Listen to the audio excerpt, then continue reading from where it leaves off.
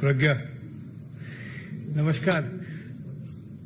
आज छुट्टी के दिन आपको कष्ट दिया है।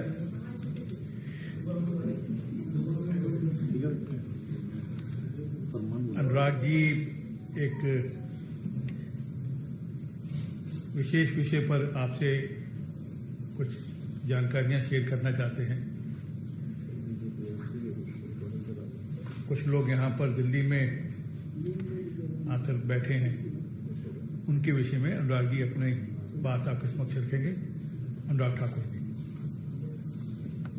धन्यवाद आरपी सिंह जी। नमस्कार मित्रों। कोयला घोटाला, शारदा घोटाला, टीचर भर्ती घोटाला, गो तस्करी घोटाला, पीएम आवास घोटाला, रोज वैली घोटाला, अम्फान राहत घोटाला, घोटाले पे घोटाला। ये मैं बहुत सारे राज्यों की बात नहीं, मैं एक ही राज्य की बात कर रहा हूं, पश्चिम बंगाल की। तृणमूल कांग्रेस की सरकार में एक के बाद दूसरा घोटाला सबके सामने आया। आपने 3 फरवरी 2019 को देखा होगा, जब पश्चिम बंगाल की मुख्यमंत्री जांच में अवधान पैदा करने के लिए खुद धरने पर बैठ जाती हैं। और आज 2 अक्टूबर 2023 को एक भ्रष्ट सांसद जो गंभीर आरोपों से घिरे हुए हैं, उनकी नेतृत्व में हवाई जहाज से अपने कुछ नेताओं को उस भ्रष्टाचार के मामलों को दबाने के लिए और ध्यान भटकाने के लिए, उसको अलग विषय बनाने के लिए देश की राजधानी दिल्ली भेजती है। चुना भी कौन? जो स्वयं ईडी के दफ्तर के चक्कर काट रहा है, जो गंभीर भ्रष्टाचार के आरोपों में घिरा हुआ है। लेकिन बदले में आरोप क्या लगाते हैं कि पश्चिम बंगाल को केंद्र सरकार से Mahatma Gandhi National Rural Employment Guarantee Yojana में पैसा नहीं, प्रधानमंत्री आवास योजना में। मैं कुछ आंकड़े आपके सामने रखना चाहता हूं, जो दूध का दूध, पानी का पानी करता है। अगर आप एक नजर केवल इस आंकड़ों पर डालेंगे तो इससे स्पष्ट पता चलता है कि भारत सरकार ने क्या क्या दिया है। अगर मैं बात करूं एमजी नरेगा की, तो यूपीए के शासनकाल में 14,985 करोड़ रुपए मिले और एनडीए की सरकार में 54,150 करोड़ रुपए 2021 में। इसी तरह से ही प्रधानमंत्री आवास योजना में यूपीए के समय 4,466 करोड़ रुपए मिले, तो एनडीए के समय 30,000 करोड़ रुपए, लगभग 7 गुना से ज्यादा। अगर एनआरएलएम की मैं बात करूं, बैंक लिंकेज की, नेशनल लाइवलीहुड मिशन की, तो मात्र 626 करोड़ रुपए मिले थे यूपीए के समय। आज 74,034 करोड़ रुपए मिले, 12 गुना से ज्यादा। एनआरएलएम की बात करूं मैं आरएफ और सीआईएफ की, तो यूपीए के समय मात्र 23 करोड़ रुपए मिले थे, अब 3,735 करोड़ रुपए मिले, 13 गुना से ज्यादा। इसी तरह से ही अगर वित्त आयोग की राशि की बात करूं तो 3,270 करोड़ रुपया यूपीए के समय मिला और एनडीए के समय 25,000 करोड़ रुपए के लगभग 8 गुना ज्यादा। आरजीएसए की राशि 41 करोड़ यूपीए के समय, हमारे समय 227 करोड़।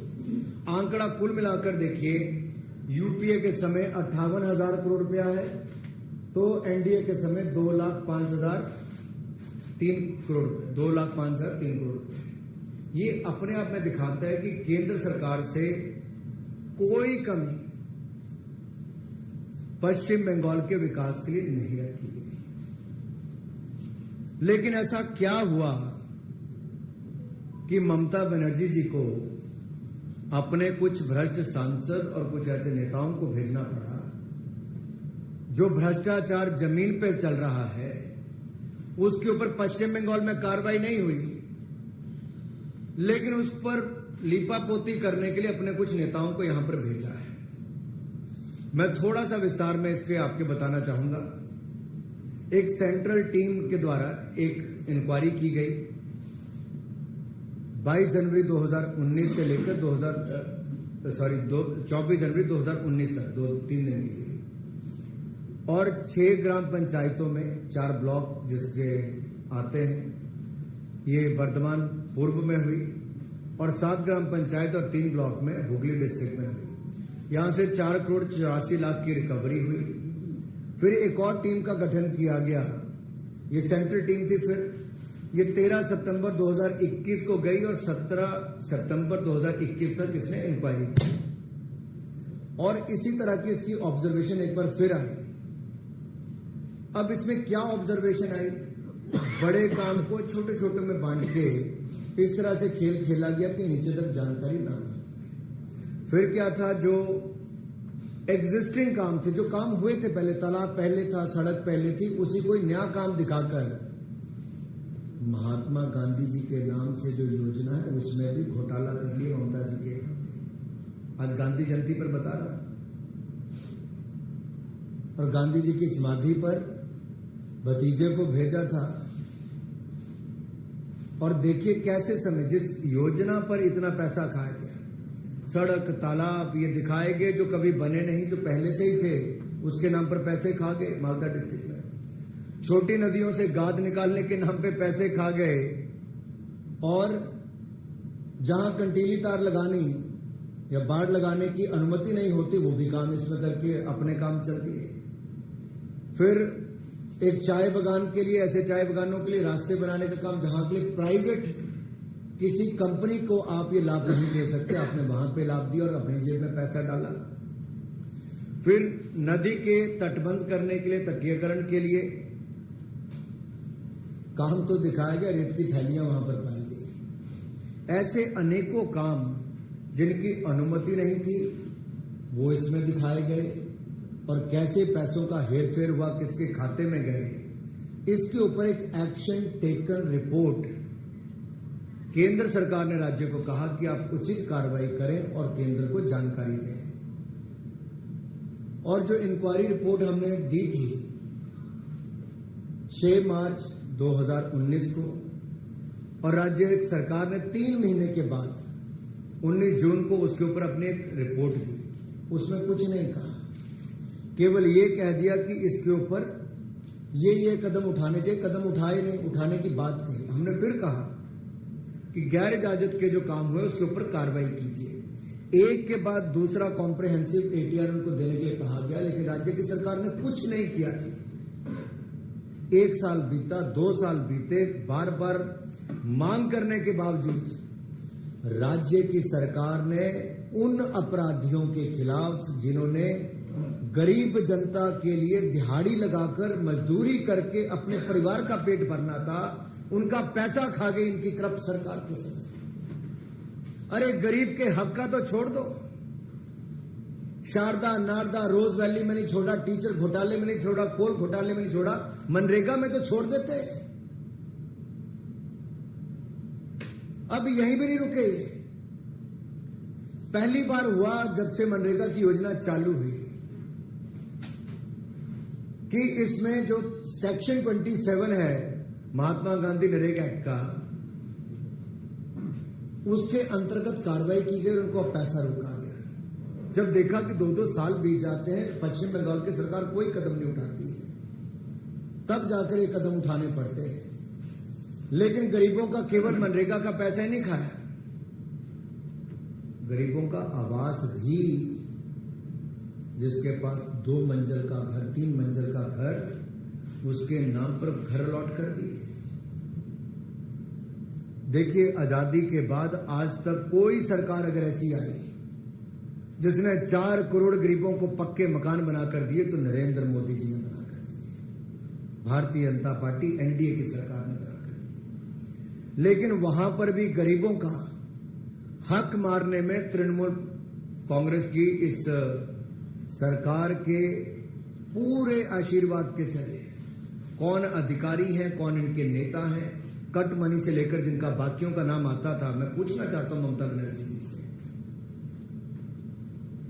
क्या बताएंगी कि ये 3 मंजिला घर के मालिक का नाम प्रधानमंत्री आवास योजना में कैसे आया? ममता दीदी, जो पात्र लोग थे आपने उनको क्यों बाहर रखा? ममता दीदी, क्या गरीब का हक छीनने में थोड़ा सा भी दर्द नहीं हुआ ममता दीदी को?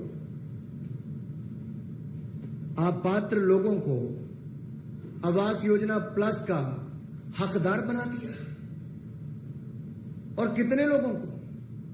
कुल 56,86,000 नए नाम भेजे थे इन्होंने, और जब शिकायतें पाई गई तो हमने लिखा वापस विभाग ने, ग्रामीण विकास मंत्रालय ने, कि इसको वापस देखिए, तो फटाफट पश्चिम बंगाल की सरकार ने 17,03,000 घरों के नाम काट दिए, जो 2 मंजिले 3 मंजिले घर के मालिक वालों के। अब सोचो इसमें कितना पैसा कमाते?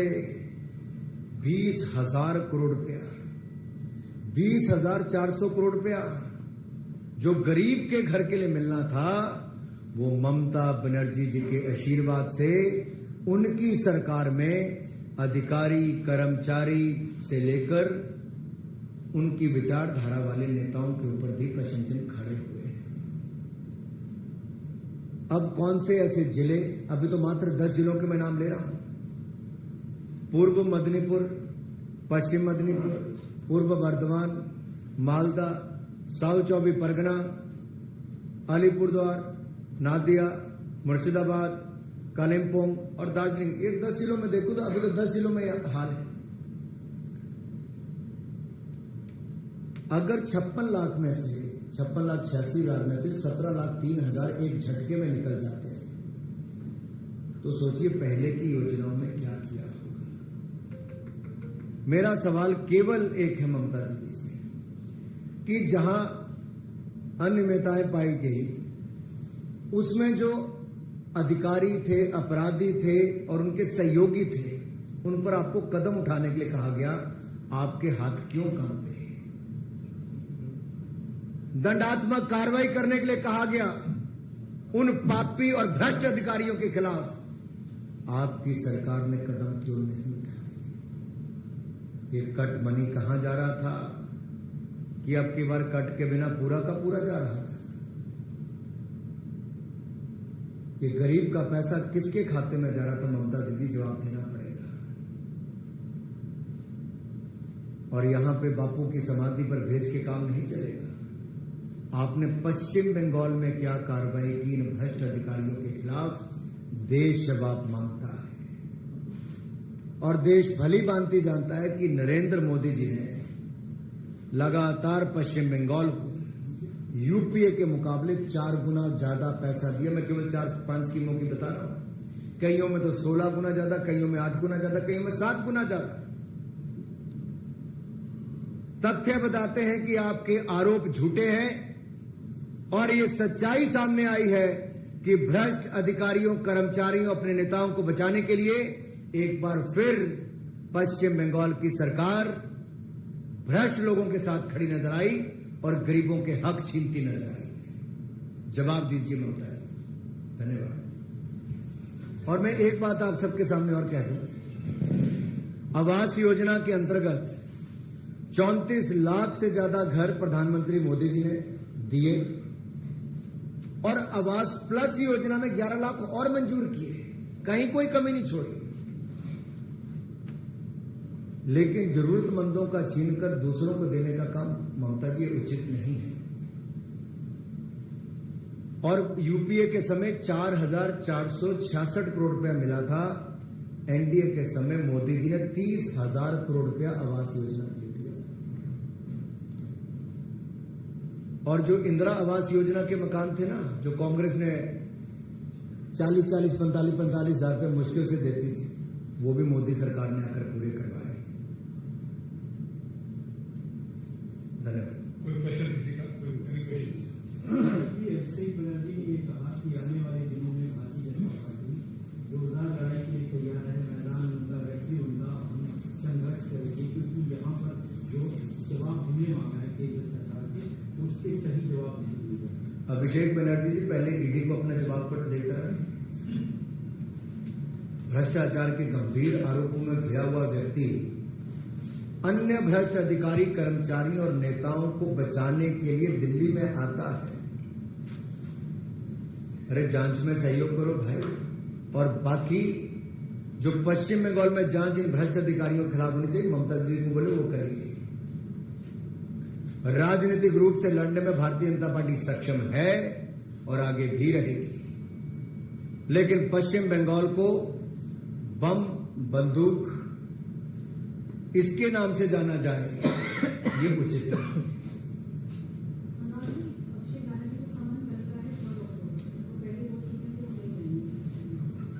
मेरा इतना ही अनुरोध उनसे रहेगा, अगर आप ईमानदार हैं, आपने कुछ गलत नहीं किया तो डरते क्यों? जांच का सामना करो। और अगर भ्रष्टाचार किया है तो जितने मर्जी दिखावे कर लो, कानून के हाथ बहुत लंबे होते हैं। अनुराग जी, आज अभिषेक बनर्जी अपनी इस प्रोग्राम में 2-3 लोगों को भी लेके आए थे। जिनका मैच में पहले वेस्ट बंगाल में जो मिट्टी का पत्थर वो टूट गया था, उनका ये कहना था कि इन लोगों को अगर प्रधानमंत्री आवास योजना के तहत पैसे मिल गए होते तो शायद ऐसा नहीं होता। वो लोगों को साथ लेके आए। मैं पूछना चाहता हूं, जितनी योजनाओं के पैसे पश्चिम बंगाल को मिले, सबसे पीछे रहने वाले राज्यों में से पश्चिम बंगाल है, जहां पर योजनाएं पूरी नहीं होती। चाहे जल जीवन मिशन के आंकड़े उठाइए, बाकियों के उठाइए, छोटे छोटे पहाड़ी राज्यों तक ने जो काम पूरा कर लिया, आज तक वो पश्चिम बंगाल एक जिले में नहीं कर पाई। राज्य तो छोड़िए, क्या हालत कर दी है पश्चिम बंगाल की। अरे 2 गरीब मेरे भाइयों बहनों को लेकर आए, मैं पूछता हूं, शर्म आनी चाहिए इन लोगों को। ये जो फर्जी आंकड़े 17 लाख घरों के डाले गए थे, जो 2 मंजिला 3 मंजिला घरों के मालिक है, तो क्या अभिषेक बनर्जी और ममता दी, क्या इन 2 भाई बहनों के नाम उसमें थे कि नहीं थे?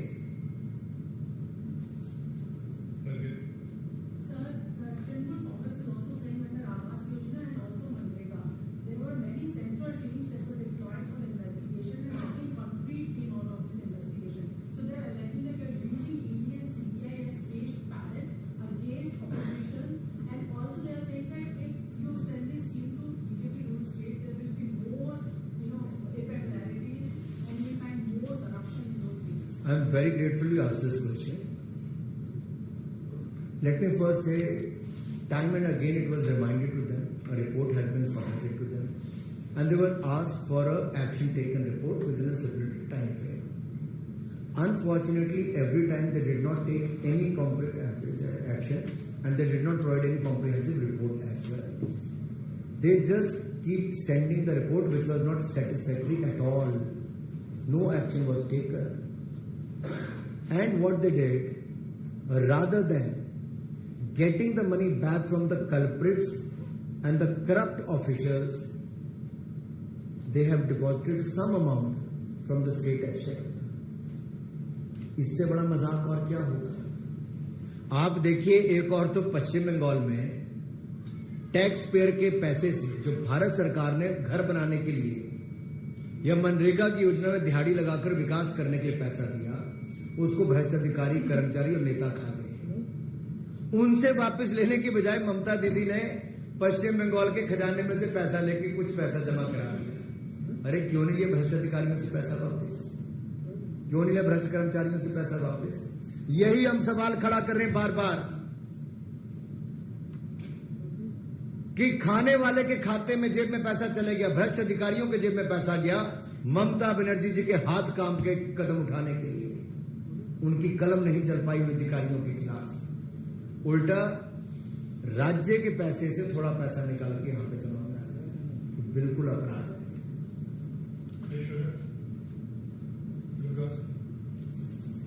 बहुत बहुत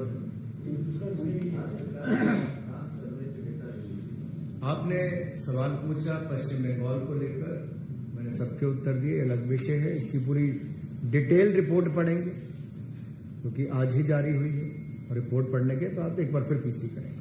धन्यवाद। Good